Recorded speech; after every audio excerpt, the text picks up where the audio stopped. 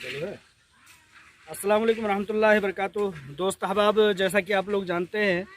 कि कल 24 मार्च को हीरा ग्रुप ऑफ कंपनीज़ की समाअत थी सुप्रीम कोर्ट ऑफ इंडिया में। काफ़ी अहम मानी जा रही थी ये समाअत, और अल्हम्दुलिल्लाह जिस तरह से हम लोग समझ रहे थे साबका 15 मार्च की डेट को देखते हुए कि बहुत कुछ इस सुप्रीम कोर्ट के जजमेंट में आने वाला है, तो अल्हम्दुलिल्लाह उसी तरह से हुआ। काफ़ी लोग इस बात पर इस्तफसार कर रहे हैं कि आखिर क्या हुआ, सुप्रीम कोर्ट में कोई अपडेट नहीं आ रही है। तो हमारी उम्मीद थी, हमारी मंशा थी, हमारी ख्वाहिश थी कि आलमा डॉक्टर नौहरा शेख साहिबा इस ताल्लुक़ से बयान देती, लेकिन अभी उनकी मसरूफियत चूँकि पूरे मुल्क और पूरी दुनिया में बढ़ी हुई है, लिहाजा उनका अभी आना मुमकिन नहीं हो सका। अगर वो अपडेट लेकर के आती हैं तो इंशाअल्लाह ताला हम लोगों से कहीं बहुत ज़्यादा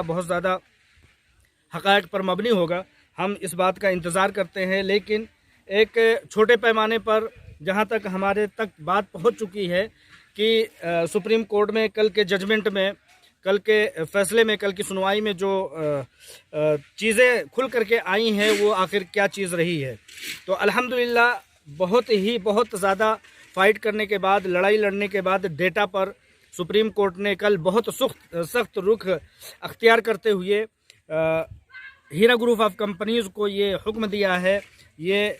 मशवरा दिया है कि आप, ऐसा है कि वो लोग जिनके हाथ में डेटा है वो अभी तक आपके डेटा को देने में कामयाब नहीं हो पा रहे हैं, तो आप ऐसा करें। एक मशवरा देते हुए सुप्रीम कोर्ट ऑफ इंडिया ने कहा है कि आप ऐसा करें कि अपने इंजीनियर के ज़रिया से वहाँ पर जा कर के, जैसा कि आप लोग जानते हैं कि डिपार्टमेंट ने डेटा पर कब्ज़ा कर लिया था, कंप्यूटर पर, डिवाइसेस पर कब्ज़ा कर लिया था, तो हीरा ग्रुप ऑफ कंपनीज़ को ये सजेशन दिया है, ये मशवरा दिया है कि आप अपने इंजीनियर को भेज करके डेटा हासिल कर लें। तो ये एक बहुत बड़ी पेशरफ्त है। जैसा कि तजज़ियाकार लोग समझते हैं कि इस तरह के बहुत कम ऑर्डर सुप्रीम कोर्ट के ज़रिए से आते हैं कि उसमें ये समझा जाए, ये बताया जाए कि आप जिस शख्स ने चीज़ें नहीं ली हैं लेकिन नहीं दे रहा है, उसके घर में जा कर के आप लोग ले सकते हैं। सुप्रीम कोर्ट ने ऐसा ऑर्डर देते हुए एक बहुत बड़ा हिस्टोरिकल, तारीख़ी और ऐतिहासिक कदम मानते हुए ये ऑर्डर दिया है कि आप डेटा अपने इंजीनियर्स के ज़रिए से जा कर के हासिल कर लें। तो अब सबसे पहली जो खुशखबरी है आप लोगों के लिए ये है कि डेटा का मामला अब अपने हाथ में आ चुका है, हीरा ग्रुप ऑफ कंपनीज़ के हाथ में आ चुका है। अब हीरा ग्रुप ऑफ कंपनीज़ जो है वो लोगों जहाँ पर डेटा है वहाँ से जा कर के एसएफएल में जा कर के उन डेटा को हासिल करती है, डिवाइसेस को, कंप्यूटर को, लैपटॉप को, मोबाइल्स को, और तमाम तरह की जो चीज़ें, सॉफ्टवेयर्स वगैरह जिस पर नाजायज़ और इल्लीगल तरीके से कब्ज़ा कर लिया गया था, उसको हासिल करने की पूरी तरह से छूट और रियायत और हुक्म दे दिया है। ये बहुत बड़ी एक तारीख़ साज पहल है। अब यहाँ से हम तमाम लोगों का जो है कि जो एक इंतज़ार था डेटा के सिलसिले में, अब यहाँ से लगभग इंतज़ार अब ख़त्म होता हुआ दिखाई दे रहा है, अल्हम्दुलिल्लाह। दूसरी बात यह है कि प्रॉपर्टीज़ के सिलसिले में अभी तक ईडी और दूसरे डिपार्टमेंट जो हैं वो अपना कब्ज़ा जमाए हुए थे, और हीरा ग्रुप ऑफ कंपनीज़ की प्रॉपर्टीज़ पर जो कि समझिए कि कब्ज़ा जमाए हुई थी ईडी और दूसरे डिपार्टमेंट, अपने बाप की जागीर शायद समझ रहे होंगे, इसलिए उस पर नोटिस लगा करके उस पर आनाकानी कर रहे थे, छोड़ नहीं रहे थे। लिहाजा अब सुप्रीम कोर्ट ऑफ इंडिया ने पूरी तरह से मुकम्मल ये हुक्म देते हुए गौर करने वाली बात है कि साफ सुथरे अल्फाज में लिखा है कि 84 प्रॉपर्टीज़ में से जितनी प्रॉपर्टीज़ हैं उनको हीरा ग्रुप ऑफ कंपनीज़ जिसको सेल करना चाहे उसको सेल करने की, बेचने की, और बेच करके हीरा ग्रुप ऑफ कंपनीज़ के सरमायाकारों को राहत पहुंचाने का काम किया जाए। लिहाजा 84 प्रॉपर्टीज़ जितनी हैं उसमें से हीरा ग्रुप ऑफ कंपनीज़ जिसको भी फ़रोख्त करके लोगों को रियायत और राहत पहुंचाना चाहती हो उसको देने के लिए पूरी तरह से उनका हाथ खोल दिया जाए। लिहाजा आप लोगों की जानकारी के लिए मैं बताना चाहता हूं कि हीरा ग्रुप ऑफ कंपनीज़ की ये 84 प्रॉपर्टीज़,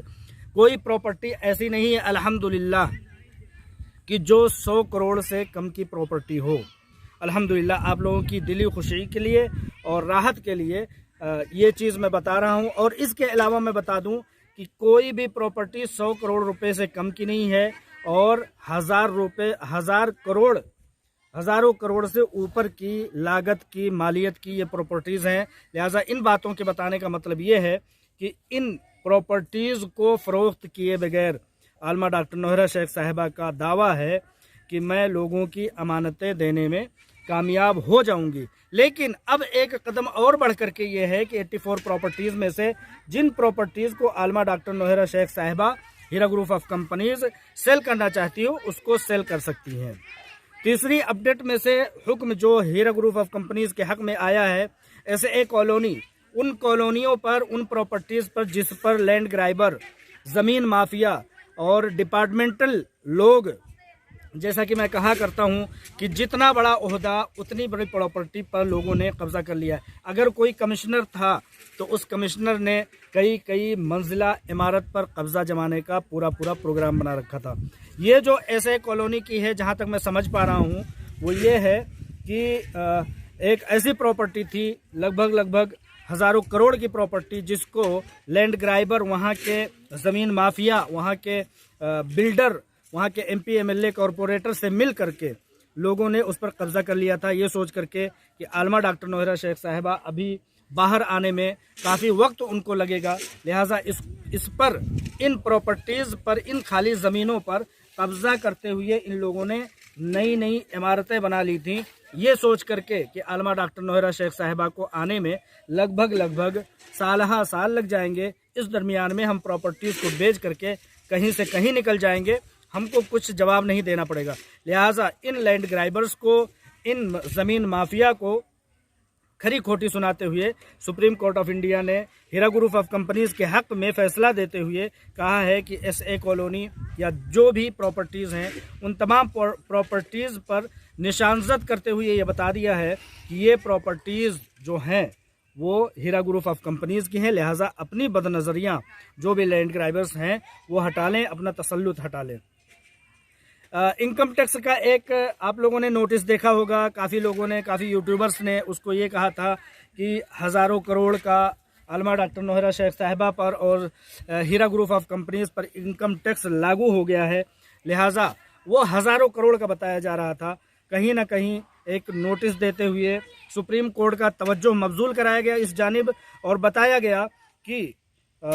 ये लोग टैक्स मांग रहे हैं हमसे। उस पर सुप्रीम कोर्ट ने फैसला सुनाते हुए कहा कि आखिर लोगों, ये देखो कि इनकम टैक्स वालों को मुखातब करते हुए सुप्रीम कोर्ट ने कहा कि जब जो शख्स 2 साल 5 महीने 2.5 साल के लगभग वो अंडर कस्टडी रहता है, जांच पड़ताल के दरमियान में रहता है, उसकी कंपनी को बंद कर दिया जाता है, तो ये हज़ारों करोड़ के जो इनकम टैक्स तुमने बना रखे हैं ये कहाँ से जायज़ हो सकते हैं, कहाँ से तुम लोगों ने बनाया है, किस हिसाब किताब से तुम लोगों ने ये तमाम तरह से ये इनकम टैक्स का तलब किया है। आप लोगों को मैं बता दूं कि हीरा ग्रुप ऑफ कंपनीज वो कंपनी है जिसने अपने दौराने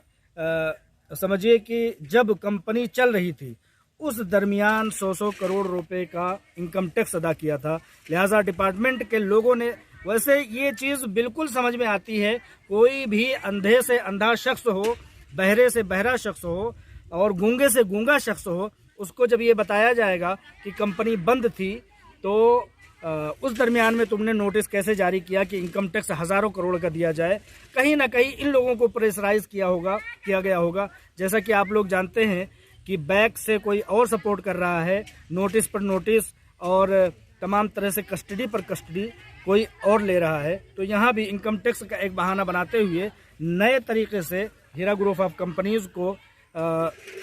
मुतासिर करने के लिए एक बार फिर से कोशिश की गई थी। लिहाजा सुप्रीम कोर्ट ने साफ सुथरे अल्फाज में ये कह दिया कि 2.5-3 सालों तक जो कंपनी बंद रहती है वो कहाँ से इनकम टैक्स अदा कर पाएगी।